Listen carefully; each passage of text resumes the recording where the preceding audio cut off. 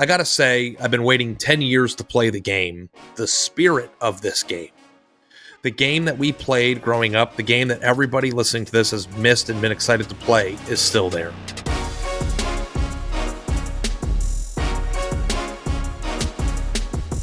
Welcome to Until Saturday. My name is Chris Vannini. I'm joined here by Ari Wasserman, and we are here to talk about what everyone's been waiting for, EA Sports College Football 25.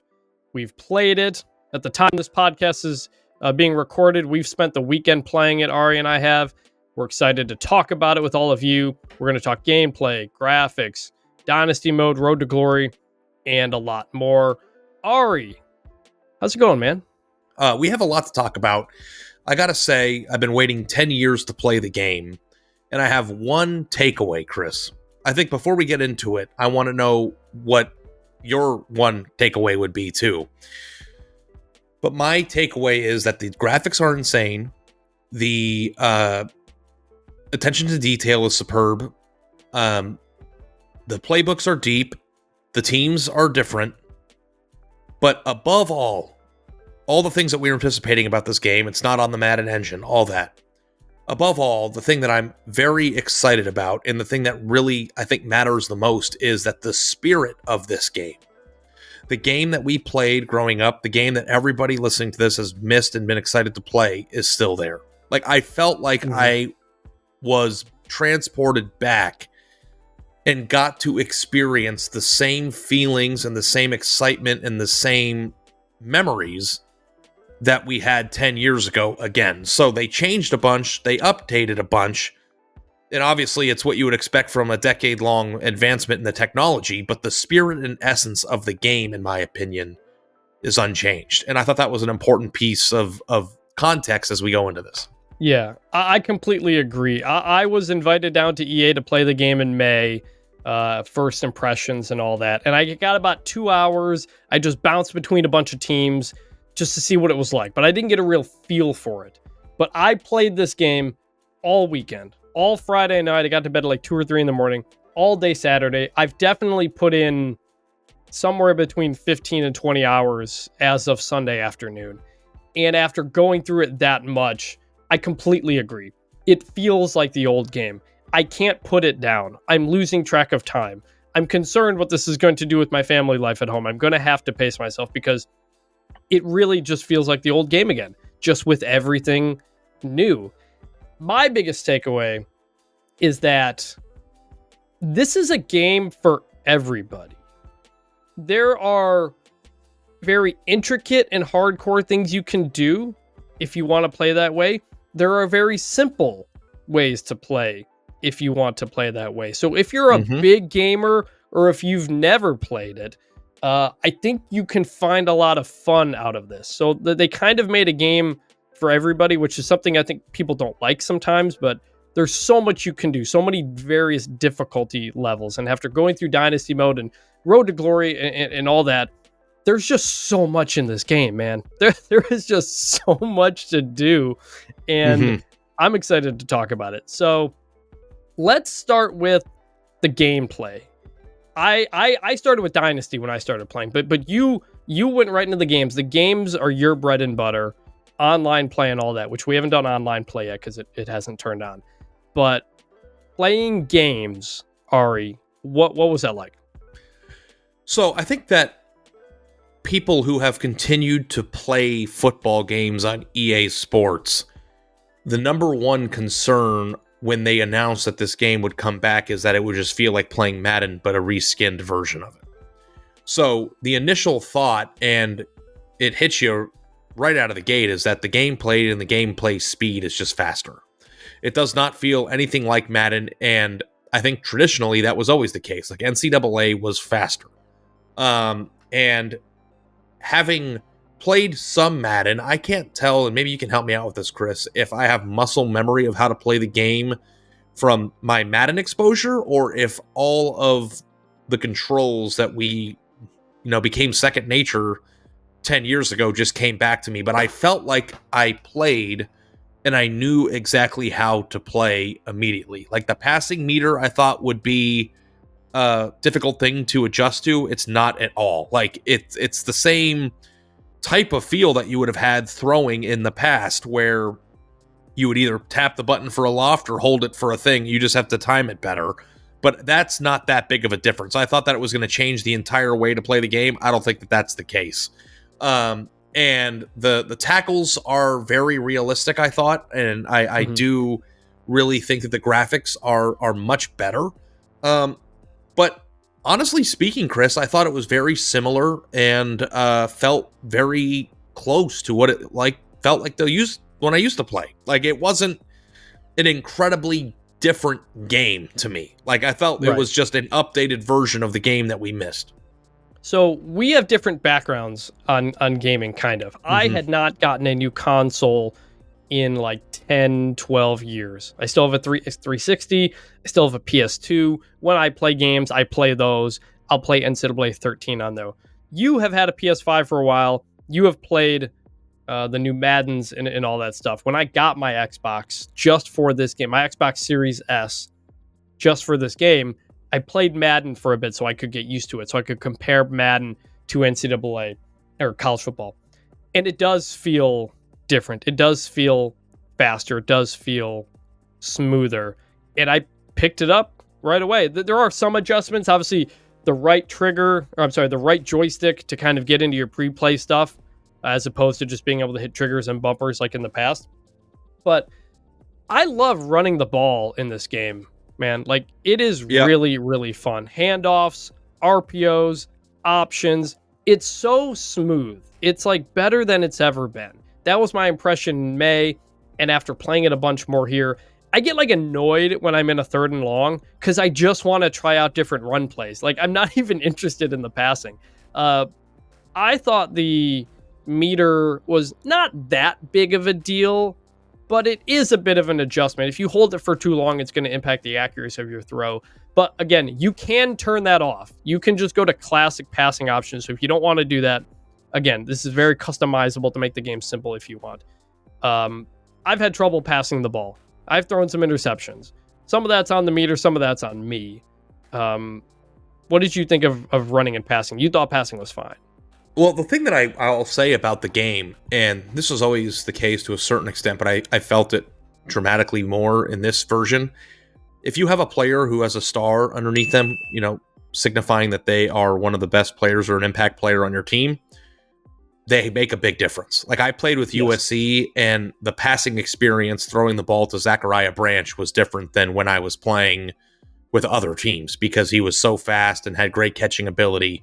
If you have a running back who's very good, I played a few games with Kansas State because I'm really into Kansas State, and DJ Giddens is a really good player, and the ability in this game, in the running game, to cut back or feel it out and then explode through holes with talented players, I think is a more user-friendly and user-reliant skill than it used to be. Like, in the past, it felt like when you would run the ball, you were going to get a gain or a big gain or a loss based on where the blocking scheme leads you to and who's there when you get there. And in this game, you can cut back, you can juke, the spin move is more pronounced. Like, I think that's great. Probably why you're so into running, because it makes you feel like the running back has more control over whether the play is going to be a positive or negative play based on your stick ability. So, like, that to me is great.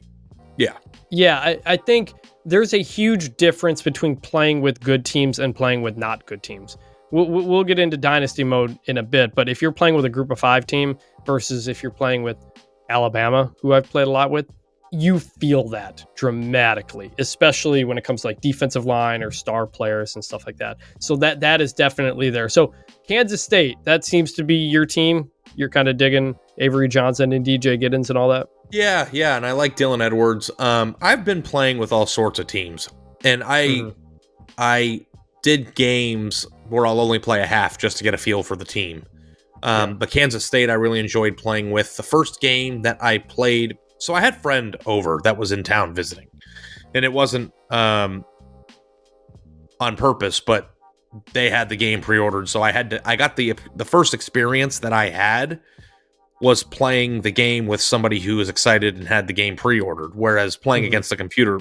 So we sat down together on the couch, hit the game open, and like watched the opening scene. You know what I mean? And like kind of just soaked it in together. And then he went to Penn State, so he was a Penn State.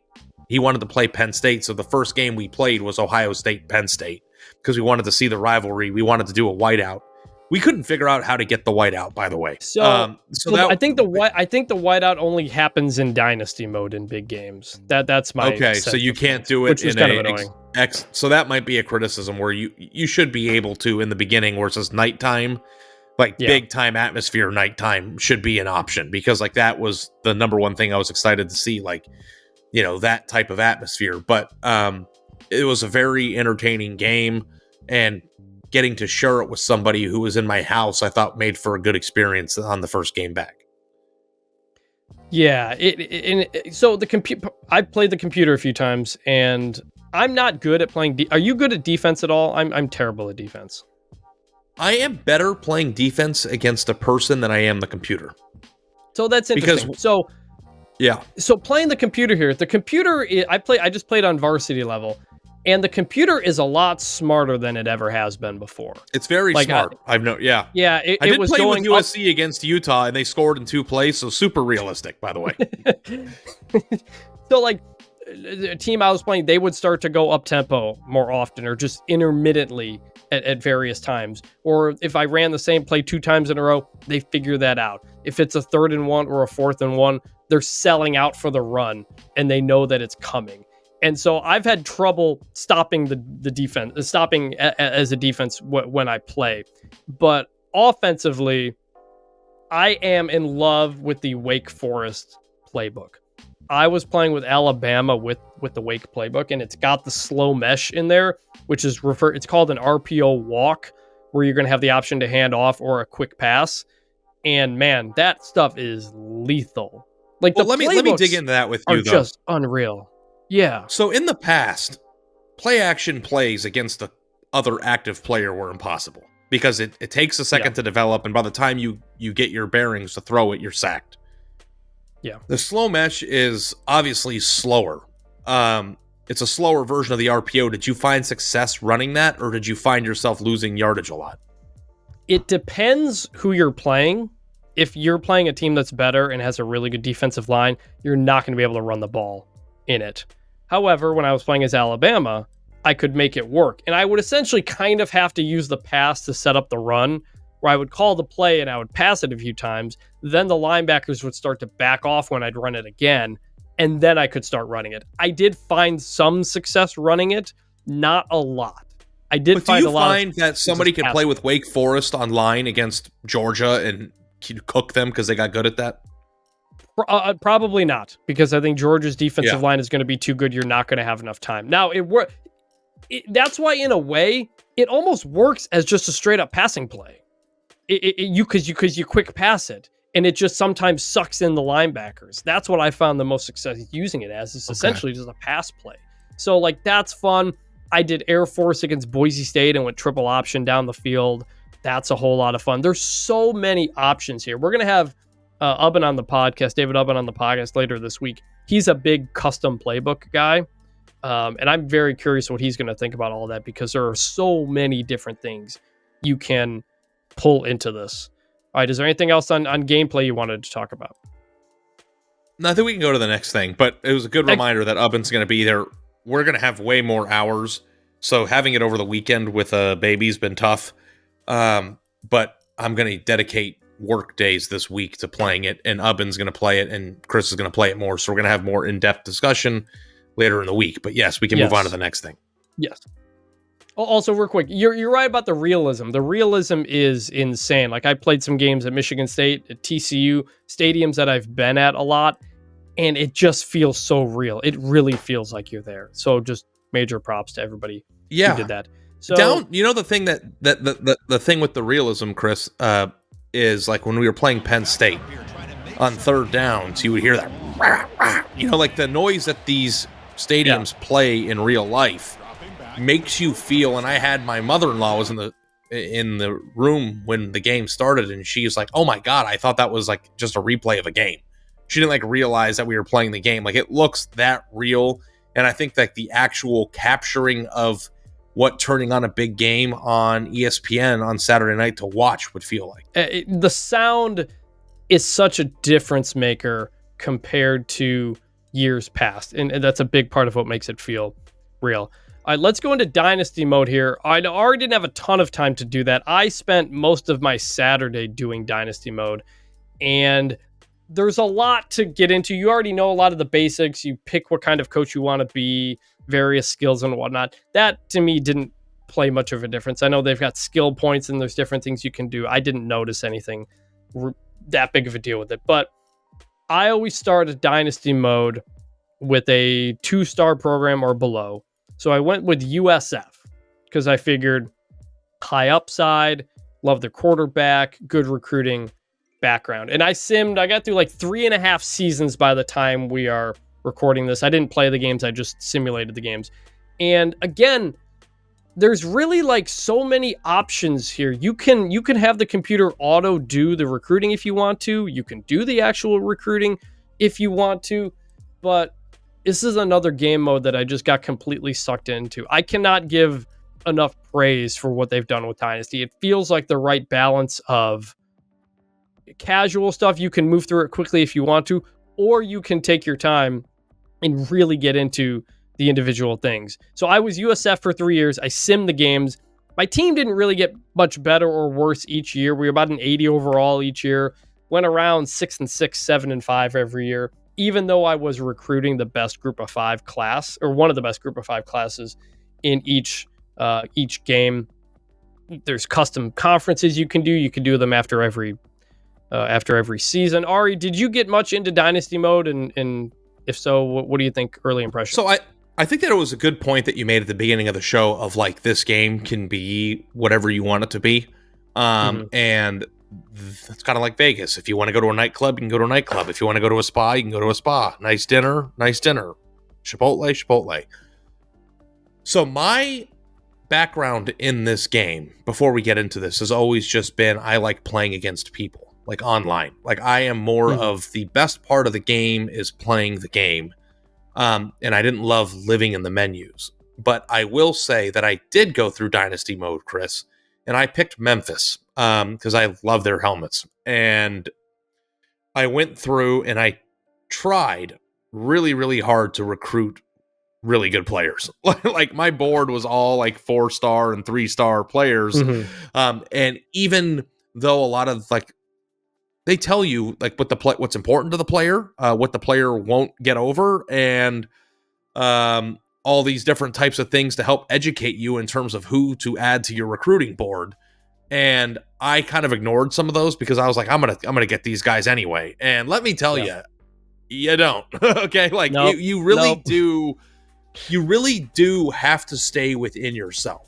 So I do think that obviously, if you're one of the people who does a dynasty and you pick Memphis or USF or someone else and you play, you could still win a national championship because you're just better at the game than the computer.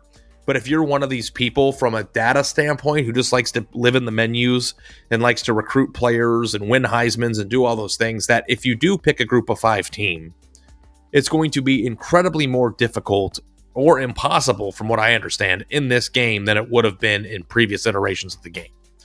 So yeah, I had a couple spots with this. So when you go into recruiting, it's nice. The game gives you like a recommended part on the drop-down menu to like let you know who you can realistically get. And I had some 4-star players on there, and some of them had me at number 1, but every single year I'd go heavy on them. And as the weeks went on, the Power 5 schools started rising up and took the player. I never got a blue chip prospect when I was at USF. Now that's probably partly because I was 6-6, 7-5 pretty much every year.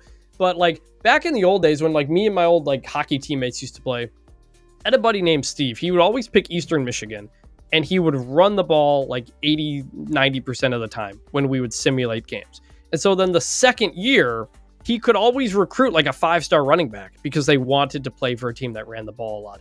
That's not the case anymore. You can't really get away with that. And actually, one of the YouTubers, not the expert, posted that there is going to be some sort of recruiting update within one of the first game patches, because I think he got a 5-star at a not good school. I'm not sure how he did, but overall, it is very, very difficult to just recruit well to make your team better. Again, I recruited one of the best group of 5 classes every year. My team only got incrementally better. You're going to have to play the games if you want to really improve that. And I know a lot of people do. It's just not what I did, because I was trying to get through a lot of seasons to do that. We're in an interesting spot here, because you're the recruiting guy. You love recruiting, like in real life. You love recruiting. I don't care for it that much. But in the game, I really like doing the recruiting, and you're kind of just want to play the games. Did you get a chance at all when you were trying to recruit? What did you think of the format, which you actually kind of briefly consulted on and helped with as well? Yeah, so I'm out of the window of being sued here, I think, because everyone's seen it now. But like, I saw these menus like 18 months ago. So like, when I was going through them, like, this is not new to me. But I did want to go through the recruiting mechanism with Memphis as I was doing it, because I wanted to try to experience it. And the thing that I love the most, and I think it was a really important point of emphasis in them making it, was that they wanted it to feel real. Now, getting kids on campus was, I thought, a little bit easier than it might be otherwise earlier on in the process. But as you progress week to week, the guys on my board started to fade away. So you have to do this very consciously. And I think that, like, if you get into year 10 and you win a lot while you're playing the game, then maybe that transforms, and that's the point of this. But like, I was only in the first year and 2. And the thing that I think they did a very good job of, Chris, was just making the experience feel real. And you almost get disappointed the way that maybe a real coach would when they put a lot of time into a kid, and then, you know, somebody in the Power 5 comes along and takes them. So what was important to the players, I thought was important to isolate, you know, when it came to playing time, when it came to development and close to home and all those things. Those are all very real. And then instead of having NIL in the game, Chris, they replaced it with like marketability and brand, because like that usually lends to being paid more. I wonder if they will add NIL into future versions of the game, but I didn't think they wanted to do that right away, especially considering the fact that it's not actually legal for schools to be paying players. I thought it was incredibly real, and like, I found myself like paying attention, like when I was putting my board together, like, where are they located? I'm in Memphis. So this kid's in Mississippi. He wants to stay close to home. Is it worth my time? Like, that to me is the fun stuff when it comes to real life recruiting, and that's in the game. Like, Texas A&M is taking a bunch of Southern California kids out of USC. I'm sure Antonio Morales is going to write about that if he hasn't already. But like, the strategy behind that is, do they perceive USC being down? Can you get somebody to Texas? Is it too far away from home? Is our brand in NIL big enough? Like, all those things that I'm sure A&M had to actually weigh in real life is actually something that you have to weigh when you decide how you want to spend your time in the game. And I thought that was great. And if they're trying to be realistic about it, I thought that the experience mirrored. I found myself considering real life recruiting thoughts when deciding how to put my board together. Yeah. So like, what you do is you have somewhere between 300 and 600 hours every given week to hand out to put into players. It's 5 hours to search their social media, which you don't actually see anything. You just click it. You don't see anything. You can DM a recruit. That's 10 hours. You can talk to their friends and family. That's 25. A visit is 40. You can also make a pitch when you get to a certain point. Each recruit goes through a process. They're open, or they're top 10, top 8, top 5, top 3, and then they commit. So it's always a progression of things, and you want to stay above the cut. If you don't make the top 3, the top 5, you can't recruit him anymore. Done. You're done. So you have to kind of value where you're going to go. If you put it onto a 5-star guy and you're not getting any closer, you're going to need to pull those hours back. But my favorite part of recruiting is that it carries over week to week. if you put 40 hours on a guy and then you go to the next week and he's still on it and he hasn't changed, you already have 40 hours committed to him. These are all active things that you're doing with the recruit other than the visit. So you don't have to put in 300 to 600 hours every single week. It allows you to get through recruiting quicker, but in a way that is still very realistic. And I thought they really found a good balance there, because I'm someone who, like, in the past, there'd be games where recruiting was too much. It was too much time week to week, and I wanted to get through seasons. I feel like they really found a good middle level here. I haven't done a Dynasty as a big program, so I haven't recruited 5-star guys and know how that goes yet. But I thought recruiting was great. The rest of Dynasty Mode is also really fun. You've got the playoff at the end of the year. It's fun to see who makes the playoff. Dylan Gabriel won the Heisman in my first year. Actually, in my second year, believe it or not, Charlotte quarterback Max Brown won the Heisman in year 2. So if you remember the old games where random teams or players would be really good, apparently that still pops up in this game from time to time, which is okay with me. I don't want it to be the same ones every time. I think in year 3, Jacksonville State was the 3 seed in the playoff. They were ranked 11th overall, but they were the 3 seed because of how the bracket works and the automatic buys and all that stuff. I fired my coaches after 2 years because we weren't doing well enough. I hired new guys. When you build your coach, you can select your hometown and your alma mater, and your hometown becomes a pipeline for recruiting, or your home state becomes a pipeline for recruiting. So I was down at USF, but Michigan was still a pipeline for me. And also after each year, Michigan State offered me a coordinator job because that was my alma mater. So the game recognizes a lot of these little things, and you can get through it pretty quickly. The transfer portal, it's just like recruiting, happens after the bowl games, after you lose guys. And similarly, you can't just get a 5-star transfer because you're a group of 5 program. There's a limit on who's actually interested in you. So it was all realistic. Which is kind of, I would change that. Yes. Because that's the way that group of 5 programs do get 5 stars. So that, former 5 that stars. is, former 5 stars. So, I have to go into it a lot deeper. You went deeper than me, but if a 5-star player goes to a team and it sims through and they had an underwhelming season, but they have potential, USF should be in the mix for somebody like that, especially if they're from Florida. Yeah. Interestingly, Caleb Downs transferred out of Ohio State after my first season. So where did he go? I didn't see where he went. Georgia? I didn't follow where he went. I don't know, but that would have been funny. So that was fun. You can do online dynasties with up to 32 people, I think they said. You can go 30 years. You can do that was the hardest thing for me, Chris, because the online component is was so much a part of my experience. Playing the game and then the servers not being up yet was kind of a bummer for me. Now I understand, obviously, the game's not out. Why would the servers be up?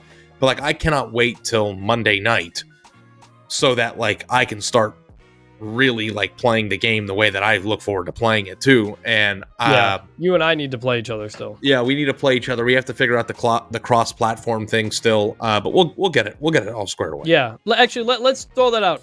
My Xbox gamer tag, or my EA gamer tag through Xbox, is Stone Cold CV. Ari, I think you gave yours on the last pod, but give it again here. User pick 45 USERPIK 45, and that was the name that I created when I was in high school. And you were on PlayStation 5, so we haven't yet figured out how to cross-play each other yet. We will at some point, but if folks are listening, want to add us, we'd love to play people as this goes on. We're going to try to maybe create a league or something, or just broadcast or Twitch or something. We'll have more kind of as the podcast goes on. Road to Glory, real quick. Did you get into Road to Glory at all? I played a little bit. I have not played Road to Glory yet, so take us through it. Okay.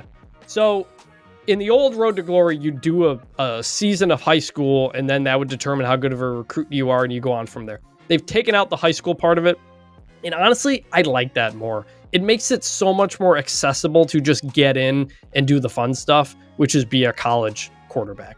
And so you can make yourself anywhere between, I think, a 2 and a 5-star. I made myself a 5-star from Michigan.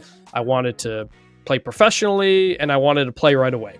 And the number one recommendation for me, the number one school that the game said I should go to was Iowa. So I went to Iowa to be the Iowa quarterback, and I played.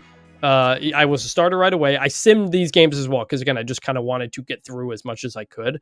But as you go, this game gets really fun because you start getting text messages from like teammates, academic advisors, coaches, classmates, and they give you options, and it becomes like a choose your own adventure. Like I had a teammate who said, "Hey, there's a party Friday night. Do you want to come?" And it says like yes or no. There's a risk if you don't.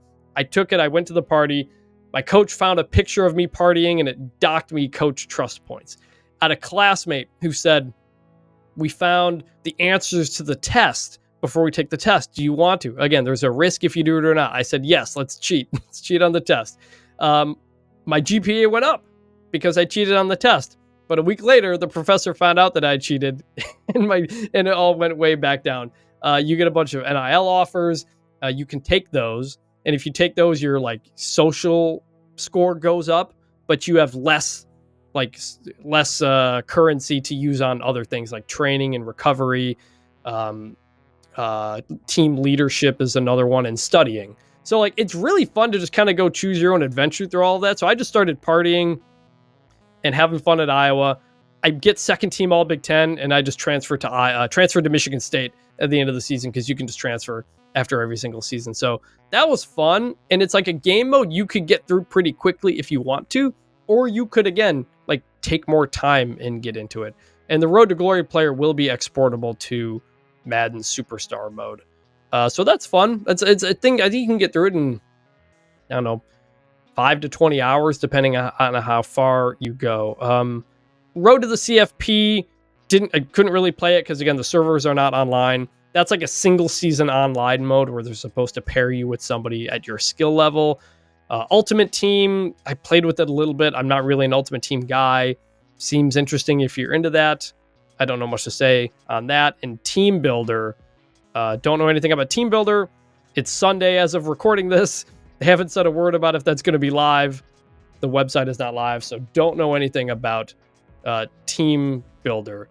Ari, did you go through any teams or players or anything? Did you look through to see if anything stood out? I went and found Arch Manning. He's an 87 overall, which makes him the best, if not one of the best backup quarterbacks in the entire game. I think Quinn Ewers is low 90s.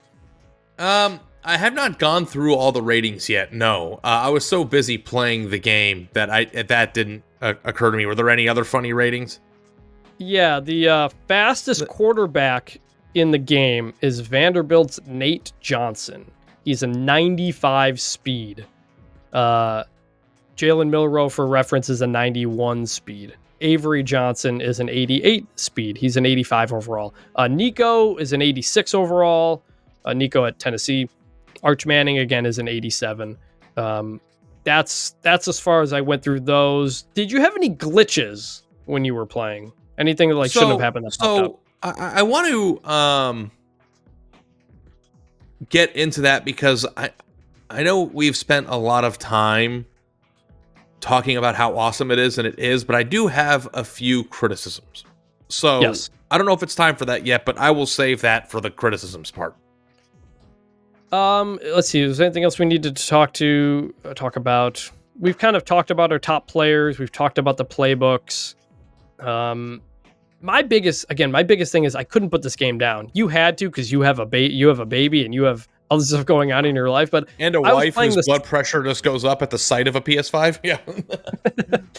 So I was losing track of time on Saturday. I'm like, how is it 3:00 already? I've been doing this. I've been practicing with Alabama in the practice mode and stuff like that. So, again, there's just so much to get into in this game. I've got SEC Media Days this week. I don't know how much time I'm going to have to actually get more into it, but overall, huge fans of this game. They really nailed it, but there are some criticisms.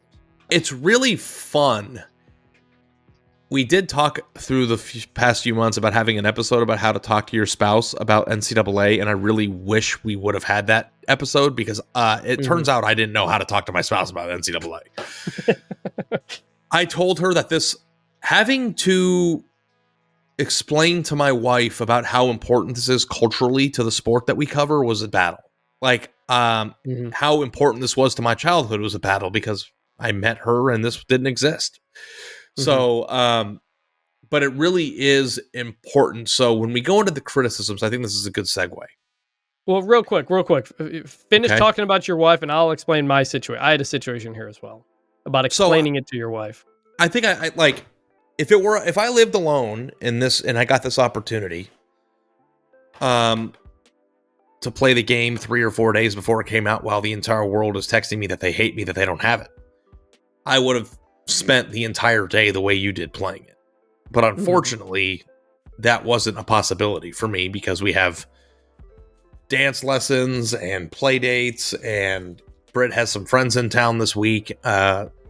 It was just a difficult time for the game to come out for me. I feel like I'm going to have to be playing this at like late at night or during the day if I have an hour or two. Like, I don't think there's going to be a lot of the PlayStations out when my wife is home time. So I'm going to have to adjust to that.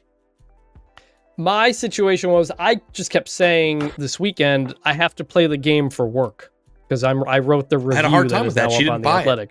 She did not buy that. We had to do this podcast. But on Sunday, the day we're recording this podcast, my wife went to work. And not only do we have our normal set, we don't have a kid, but we have 7 newborn puppies that were just born about a week or 2 ago at this point. We've also got another dog that we're babysitting. And so my wife goes to work on Sunday and she's like, you have to spend time with the dogs here. So I have not played as much today on Sunday as I did on Saturday. And once I can no longer say I have to play this game for work purposes, I don't think that's going to fly anymore.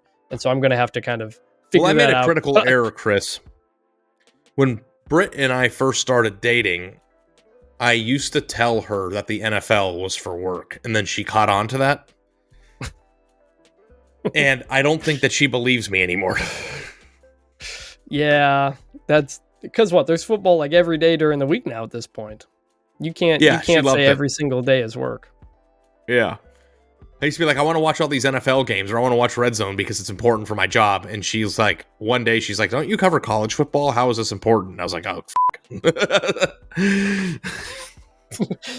Yeah, so everybody, if you're an older person who played the game when you were younger and didn't have certain responsibilities, it is something you're going to have to work through. It may be late night game playing. We'll have to see. That's what's going to make, if we did like an online Dynasty with listeners and stuff like that, just finding the time for everybody to be on might be the hardest part out of all of that. But we'll go more in depth in a lot of the stuff on Wednesday when Ubben has played it as well. Criticisms. Ari, what were your issues? I don't know if issues would be the right thing, but let's start with something small because I have one overarching criticism. If you throw the ball to the sideline and it's like a swing route or something, they catch it in bounds and still run out of bounds. Like, I was hoping that wouldn't be a thing anymore. Like, that was a glitch that was happening when we played this game 10 years ago. And I don't know if it's just a hard thing to program or whatever, but I cannot stand like when you catch the ball in the flat and you have some running room and your guy just defaults to running out of bounds. Does that happen to you still? Not as much. It was, I guess you just threw the ball earlier than I did. I had a couple situations, but I found the control to be okay. My biggest gameplay issue, kicking the ball is really hard. It is really hard.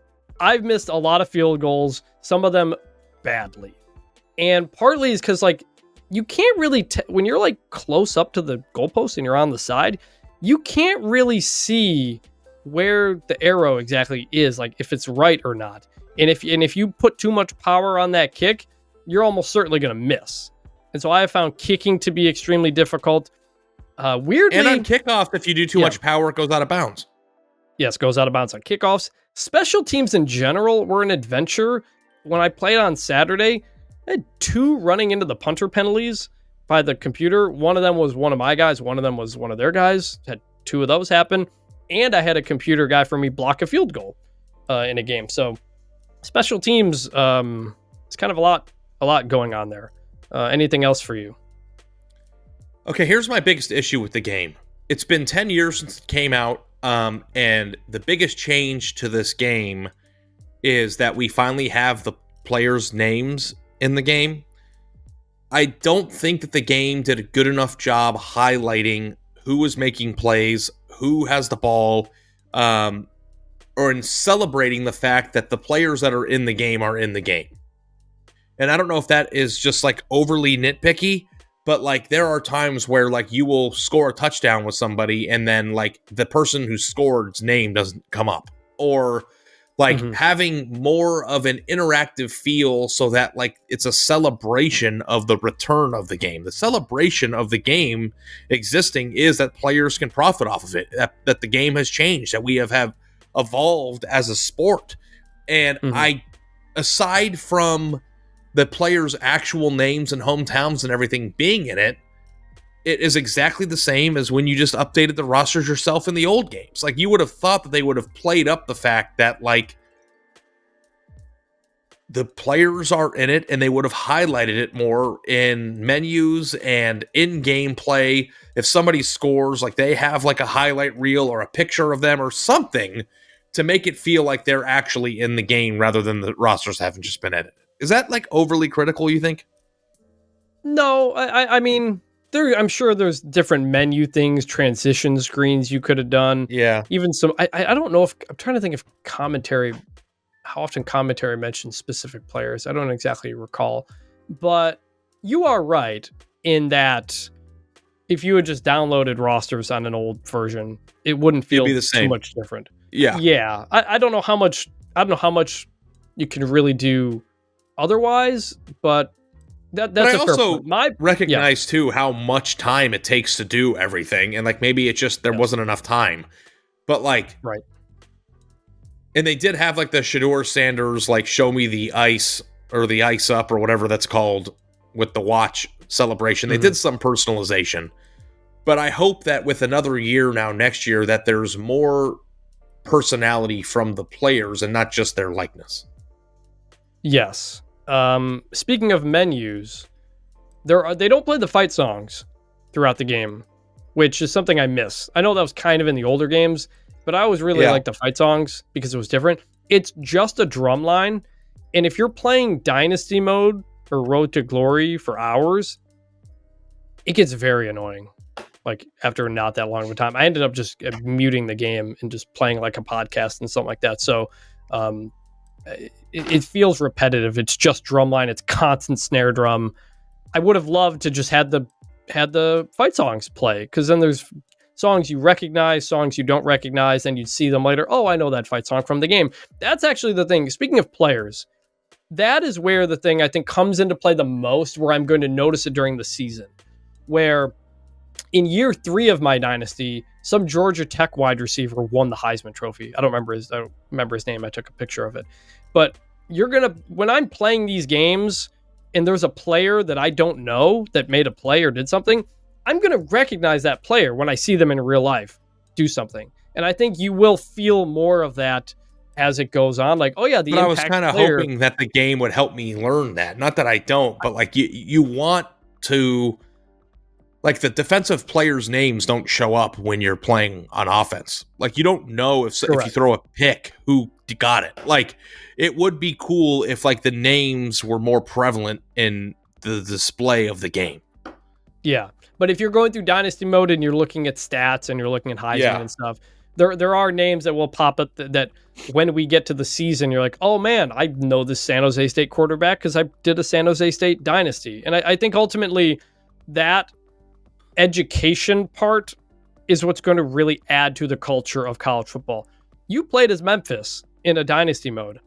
How often have you thought of Memphis football like during the season? You know, like there's going to be a lot of people like that who want to take the lower level Group of 5 school, and they're going to become a Sam Houston State fan indirectly, or a San Jose State, or a Jacksonville State, or something like that. And I think as we get into the season, I'm going to find myself being like, oh, I know that player because of the game way more than we do right now. Yeah, I'm with you 100%. Yeah. All right. Any last thoughts on this? Any last thoughts on the game, Ari? Well, my daughter's napping right now, so I'd like to go play it again. Yeah, I think I need to do that too.